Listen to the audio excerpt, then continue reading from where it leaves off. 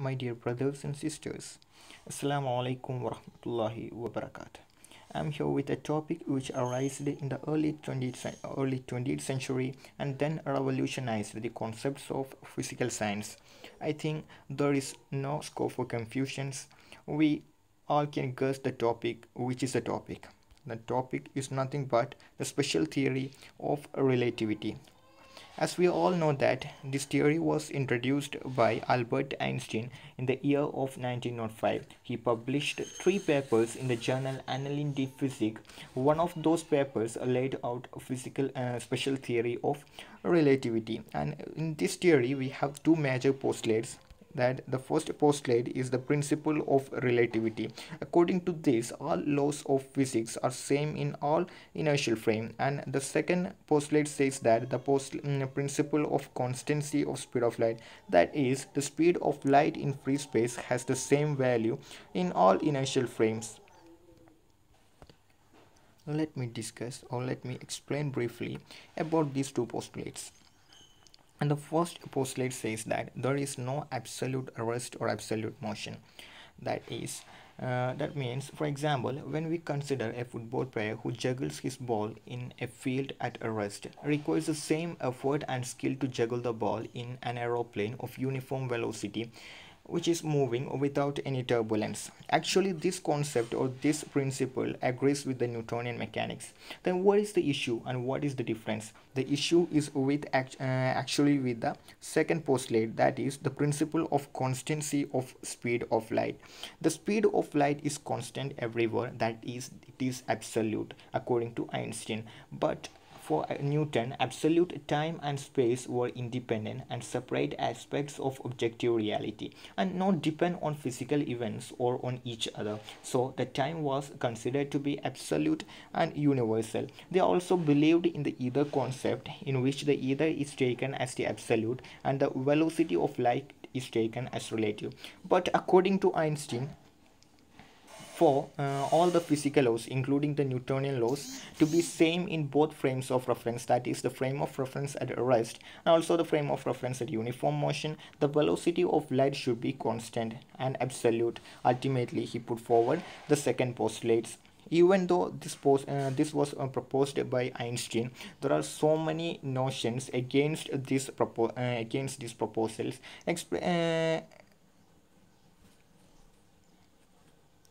The 2 scientists mainly opposes this concept over the Michelson and Morley. They put forward, or they conducted an experiment called Michelson-Morley experiment. Actually, they were conducted these experiments to oppose the oppose the proposal put forward by the Einstein and to get a clear-cut proof for the ether concept. But unfortunately, in the final conclusions of this experiment, it became a clear-cut evidence for the proposals of Einstein. The second experiments which give a clear-cut evidence for Einstein's proposal is that nothing but the light clock experiment. I'm not going deep into these experiments. Finally, even though we are not discussing about this concept deeply, we have to get some conclusions of this topic. The first conclusion is that time and space were dependent and relative and not the separate aspects of objective reality. And the second one is the speed of light is an absolute constant of nature. And the third one is the concept of space-time introduced. And the fourth one, no material object can move at speed of light. When we discuss about the consequences of special theory of relativity, the first one is time dilation, and the second one is length contraction, and the third one is mass variation. Now we have to discuss what the time dilation is. Special theory of relativity also says that a surprising thing happens when you move through space-time, especially when your speed relative to other object is close to the speed of light. Time goes slower for you than for the people you left behind. You won't notice this until you return to those people. By applying Lorentz transformations, we get the equations for time dilation, that is t prime is equal to t divided by root of 1 minus v square by c square. We know that v square by c square is always less than 1, and hence the denominator gets always less than 1, so the t prime is a greater quantity.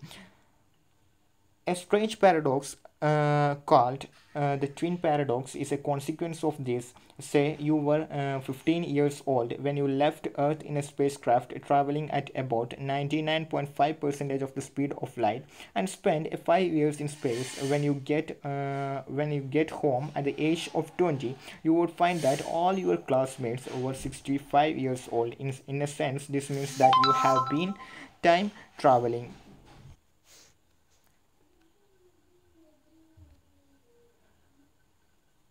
These are the two scientists named Scott Kelly and his brother Mark Kelly. Actually, they were twins and they experienced time dilations in their life. I'm not going through their story. So now we are going to the very important or core area of our presentations. That one of the most important question we have, that is the time dilation mentioned in the Quran. I said that time traveling is not explicitly mentioned in the Quran, but the time dilation is clearly mentioned. We can read on Quran in chapter Hajj, that is chapter number 22 verse number 47, that is the وَيَسْتَعْجِلُونَكَ بِعَذَابٍ وَلَنْ يُخْلِفَ اللَّهُ وَعْدَهُ وَإِنَّ يَوْمًا عِنْدَ رَبِّكَ كَأَلْفِ سَنَةٍ مِمَّا تُعَدُونَ, and they ask you to hasten on the on the torment, and Allah never turns away from his promise. And so surely a day with your Lord is like 1,000 years of what you number. This means that a day near Allah is like 1,000 years near to us. This is from this verse it is clear that the time mentioned in the Quran is relative, and this phenomenon is nothing but the time dilation. And we can get the more verse from the Quran about the time dilation. تعرج الملائكة والروح إليه في يوم كان مقدارها 50,000 سنة. Here the time is dilated, that is one day is dilated to 50,000. So in Surah Ma'arij chapter number 70 verse number 4, I'm mentioning here the reference. Next we have more references from the Quran about the time dilations.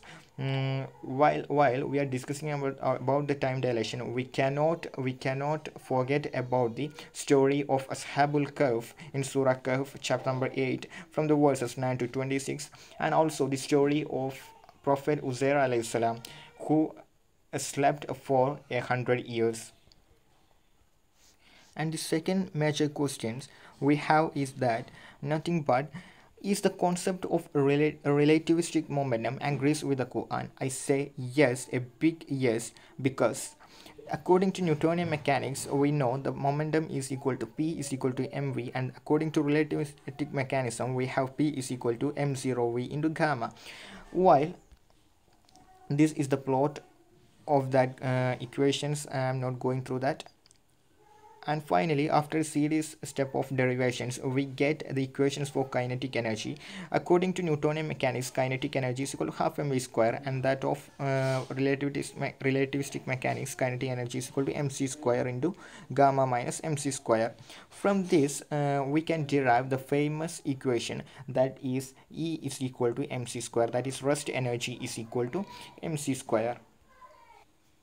This mass energy relation says that mass can be converted into energy and energy can be converted into mass. This means that they are the different forms of same thing, that is the mass can be obtained from the energy. Actually this buried the laws like the conservation of mass and conservation of energy into graveyard, and this also opened the way of ex nihilo creation. That we all know that what is ex nihilo creation. This is nothing but the creation of matter from nothing. That is after the concept of relativistic mechanics, we can say that yes, matter can be created from energy, or matter can be created from a non-matter thing, or simply a matter can be created from nothing.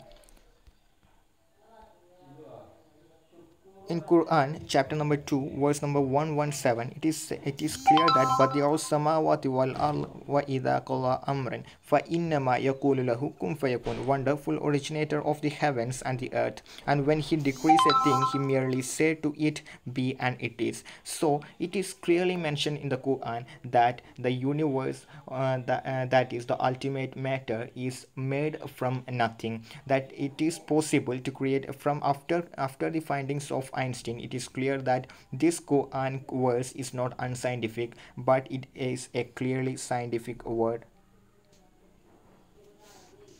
The laboratory experiments says that, or we can verify this concept, that the ex nihilo creation through a pair production method, that if a finite amount of energy is used, if a finite amount of energy is used to create an elementary particle, or sometimes we call it as a matter.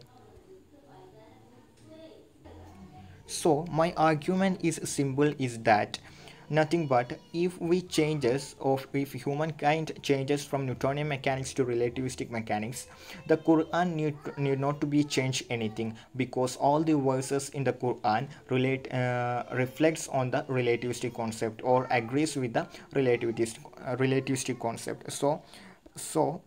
I'm stopping my presentation. It is time to. So, wa akhiru da'wana anil hamdulillahi rabbil alamin. Assalamu alaikum warahmatullah.